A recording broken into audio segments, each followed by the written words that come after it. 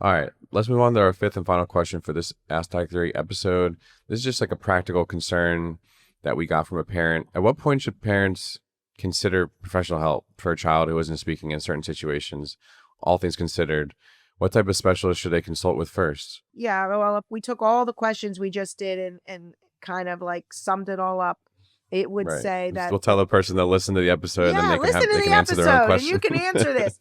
I wonder how many listeners are listening to this now, like they've reached this point and could answer that question. And how many in the Hopefully, a beginning? lot. Yeah, hopefully. Maybe we can give a quiz and make a Yeah, discount off of seriously. treatment. Yeah, and especially if they, they Well, really took I want to notes. see if I want to answer the question for No, this no, no, parent no. though. We So I want to say it. will. But what I'm saying is, how many could have answered that in the start versus now? And I think you're going to see that so many of our answers already answered this. Number one, a parent should seek help for their child if they see their child struggling or suffering in silence, where the child, Socially, emotionally, academically. yes, and communicatively, or not Mm-hmm. all. Obviously, kids with SM are are dysfunctional from a communication standpoint. They may be able to be nonverbal, so they may be getting some of their needs met, but they can't share in a group. They can't advocate for themselves. They can't maybe deal with emergencies. There's so many things they can't do because if they're not using their voice. Because there are kids that get through school and functioning really well, but they're mute. They have friends, but they're mute. Or they have one friend, but they're mute in the majority of settings. You can't go through life like that. You can't. So we have to help them become a more confident social verbal communicator. So Okay. it's about working with your treatment provider or seeking professional help from a therapist, a mental health therapist, a speech and language pathologist, a physician, even an Okay. occupational therapist, an educator in school can help you So start to see, is this a concern?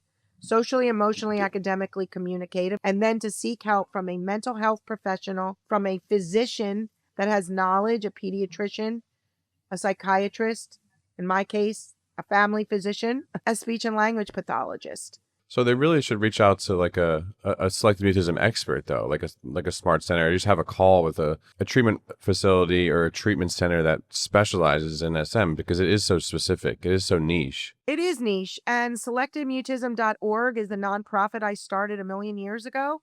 They can certainly seek help there, but they should have a series of questions that they ask that professional as far as how they view this and if that makes sense to them.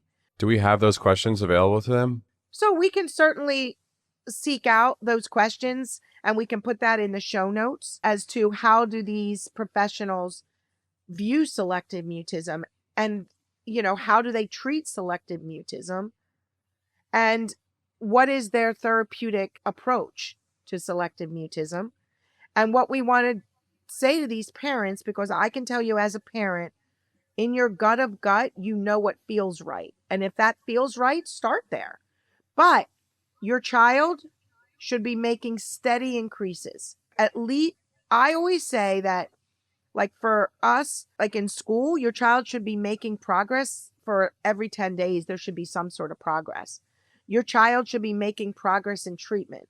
It shouldn't just be get comfortable and speak with your provider. Your provider should provide you with accountable written games for for the young child, goals for the teens and adults, and parent goals, accountable goals that they are working on to unlearn their conditioned mute behavior and knowing how to support that child or teen in various settings so that they know what strategies to use for progression. How do you run a play date? What strategies do you use? When you're out and about doing exposures in the real world, how do you approach a store clerk? What supports does your child have? How do you question your child in those settings? How do you keep accountability? And then sharing that accountability, the sheets, the worksheets that you're given, because it's really about unlearning conditioned behavior. And without accountability and then working through that with the treatment provider, I think that's really, really super hard. I want parents to understand there's no right time to reach out. So we have families that might say, wow, my son or daughter has some of these symptoms. Why wouldn't you reach out? There's a lot of resources out there. At the selectivemutismcenter.org, we have, 60 some, 70 some podcasts that are all on topics. We have blog articles. I write blog articles almost 2 or 3 a week. We have a resource page that has webinars. We have worksheets. We have so many resources because I see the selectivemutismcenter.org as not just how do we help assess a child? How do we do testing for kids that we may need to do full battery psychological testings, autism spectrum, ADHD, full, you know what I'm saying? Like we do that, of course. The selective mutism eval, individual care, intensive treatments, communicamp, we do all that.